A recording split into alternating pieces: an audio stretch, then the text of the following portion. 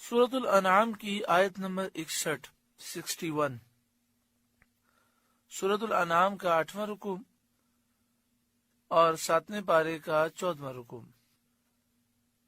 वहुवल काहिरु फौका इबादिही, और वही गालिब है अपने बंदों पर। अल्लाह ताला गालिब है, वो जो चाहे करे। बंदा जितने भी मंसूबे बना ले, मगर होता वही है जो रब चाहता है। तो बंदे को चाहिए कि वो अल्लाह के हुजूर झुक जाए और उसकी फरमाबरदारी करे। जब रब राजी होगा तो दुनिया भी संवर जाएगी और आखिरत भी संवर जाएगी। वयुरसिलु अलैकुम हफ़ज़ा, और तुम पर निगहबान भेजता है। हफ़ज़ा, हिफाजत करने वाले। फरिश्ते जिनको किरामन कातिबीन कहते हैं, वो इंसान की नेकियां और बुराइयां लिखते रहते हैं। हर आदमी के साथ 2 फरिश्ते हैं, एक सीधी तरफ, दूसरा उल्टी तरफ।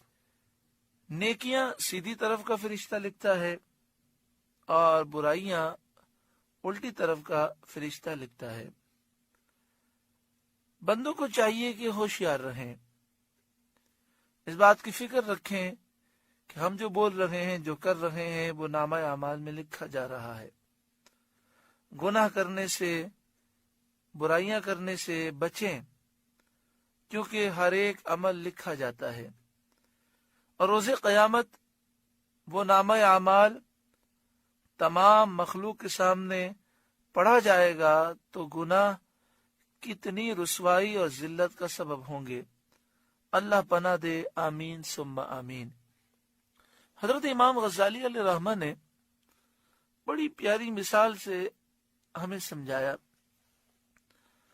आपने फरमाया कि अगर तुम्हारा कोई दोस्त हो और तुम उसे खत लिखना चाहो और किसी कातिब को बुलाओ और कहो कि मैं जो बोलता जा रहा हूं तुम लिखते जाओ ताकि ये खत तैयार हो जाए और फिर ये खत मैं अपने फला दोस्त को भिजवा दूंगा।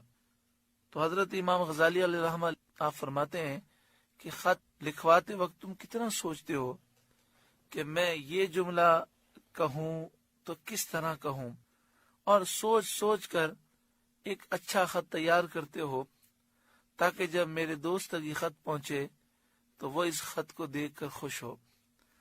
आप फरमाते हैं जो तुम अपनी जबान से बोल रहे हो सब लिखा जा रहा है। तो जरा सोचा करो कि तुम अपने नामे अमाल में क्या लिखवा रखे हो। जो तुम लिखवा रखे हो वो तुम्हें कल बरोज़े क़यामत पढ़कर सुनाना है। तो बस बोलने से पहले और अमाल करने से पहले सोच लिया करो कि कल बरोज़े क़यामत ये मैं पढ़ के सुनाऊंगा तो मेरा क्या होगा।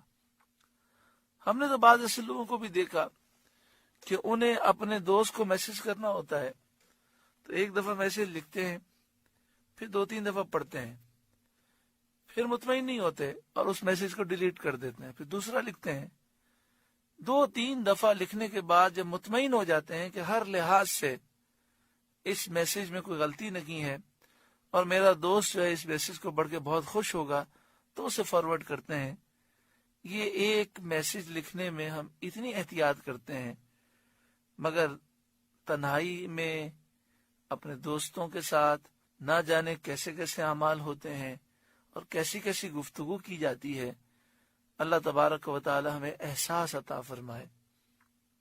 व युरसिलु अलैकुम हफ़ज़ा, और तुम पर निगहबान भेजता है।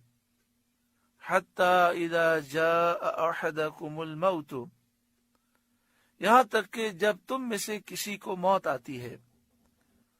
तवफ़्फ़तहु रुसुलुना, हमारे फरिश्ते इसकी रूह कब्ज़ करते हैं। वहुम ला युफ़र्रितून, और वो कुसूर नहीं करते, कोताही नहीं करते।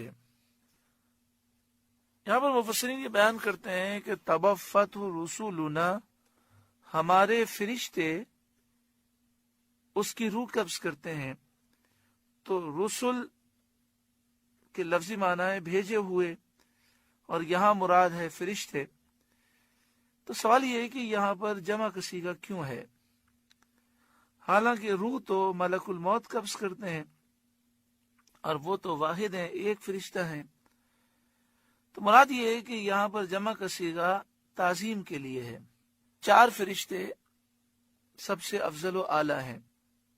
سارے فرشتوں کے سردار حضرت جبریل ہیں، لیکن حضرت ملک الموت بھی ان فرشتوں کے سردار ہیں جو آپ کے ماتحت ہیں اور جن کو ڈیوٹی حضرت ملک الموت دیتے ہیں۔ حضرت میکائیل، ان کے ماتحت بھی کئی فرشتے ہیں، تو اس لحاظ سے ان کی تعظیم کے لیے جمع کا صیغہ ہے۔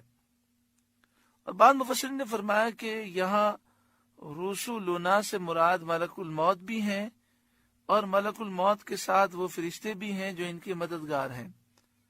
جب کسی کی موت کا وقت آتا ہے تو ملک الموت اللہ کے حکم سے اپنے مددگار فرشتوں کو اس کی روح قبض کرنے کا حکم دیتے ہیں۔ پھر وہ مددگار فرشتے جسم سے روح نکالتے ہیں۔ جب روح حلق تک پہنچ جاتی ہے تو پھر ملک الموت خود قبض فرماتے ہیں۔ وَهُمْ لَا يُفَرِّطُونَ، وہ قصور نہیں کرتے، کوتاہی نہیں کرتے، یعنی حکم کی تعمیل کرتے ہیں اور حکم کی تعمیل میں ان سے کوئی کوتاہی واقع نہیں ہوتی۔ ان کے عمل میں سستی نہیں ہے، ان کے عمل میں تاخیر نہیں ہے، اپنے فرائض ٹھیک وقت پر ادا کرتے ہیں۔ ان سے غلطی کا امکان نہیں ہے۔ جس کی روح قبض کرنے کا حکم ہوتا ہے اسی کی روح قبض کرتے ہیں، غلطی میں کسی اور کی روح قبض نہیں کرتے۔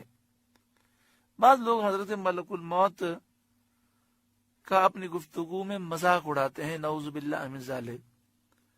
کسی ظالم کو دیکھیں وہ مرتا ہی نہیں ہے تو کہتے ہیں ملک الموت اس کو بھول گئے۔ کبھی ایسا ہو کہ ایک شخص کا انتقال ہو اور برابر میں دوسرا شخص بھی ہو، ایکسیڈنٹ ہوا، ایک ہلاک ہو گیا، دوسرا بچ گیا، تو کہتے ہیں ملک الموت سے غلطی ہو گئی۔ یہ کلمات کفر ہیں۔ بندہ اس طرح فرشتے کی توہین کر کے کافر ہو جاتا ہے۔ لوگوں کو ہنسانے کے لیے لوگ اپنا ایمان برباد کر دیتے ہیں۔ اگر کوئی اس طرح کی بات کرے تو ہمیں ہنسنا بھی نہیں چاہیے۔ ایسی غلط بات پر ہنسنا بھی کفر ہے۔